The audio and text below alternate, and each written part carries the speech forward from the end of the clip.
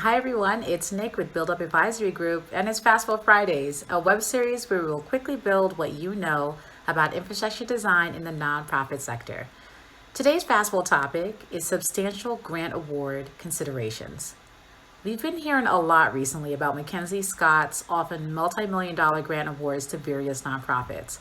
Some of the grantees said that they hadn't applied for and weren't even expecting these grants. And many of the grantees said that the awards were so large that they were record smashing. This type of grant is what we call substantial.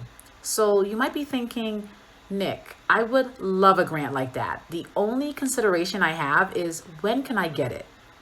I don't think there's a downside to receiving a substantial grant.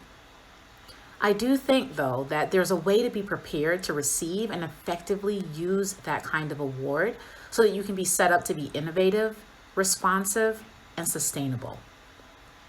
I want to share two key considerations with you to help you prepare for and effectively use a substantial grant. I love that these grants are coming up more frequently and that they're going to organizations that have never received these kinds of substantial grants. I'm working with a couple of clients now that have been notified that they will be receiving sizable awards, and we're focused on how we're incorporating these two considerations.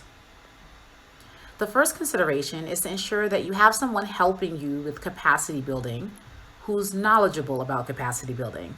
Someone on your team should be focused on ensuring that you have the infrastructure needed to support this award. What does that mean? The building of capacity shows up in the framework of the organization itself. For example, how are you budgeting for this award? Have you carved out some of those funds for innovation? In Fast Forward Friday episode number 27, we talked about the importance of having an innovation line within your budget to ensure that we leave room to experiment and fail towards innovation and ultimately sustainability. Capacity building also requires an understanding of how to build out your governance structure to have processes that create diverse pipelines for board membership, for example. And of course, it implicates long-term staffing outside of programmatic areas that can support the work of the organization. You should have an organizational chart that lays out the different roles within the organization, regardless of whether someone holds that title.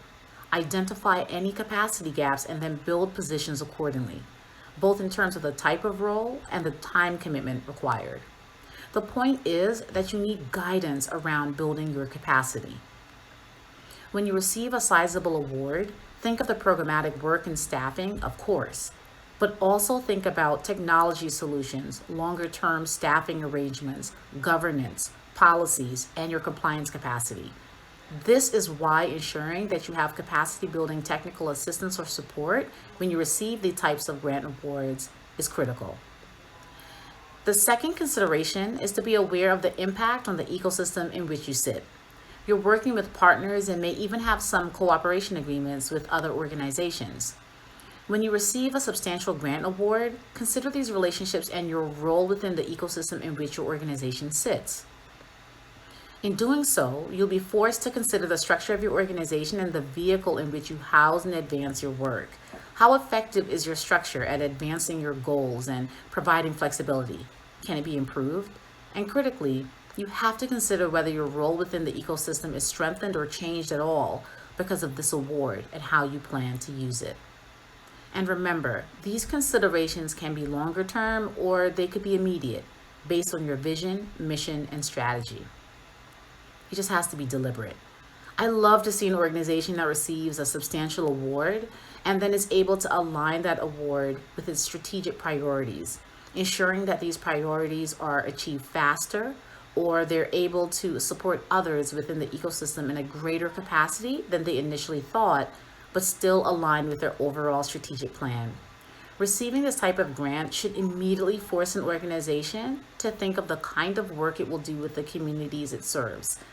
We should require it to think of the relationships it holds with others within the social impact ecosystem that are also supporting these communities. There's so much to say about these awards, but these two considerations are critical. Substantial grants are meant to and can help you strengthen your reach to serve marginalized and vulnerable communities, and they also give you the ability to build.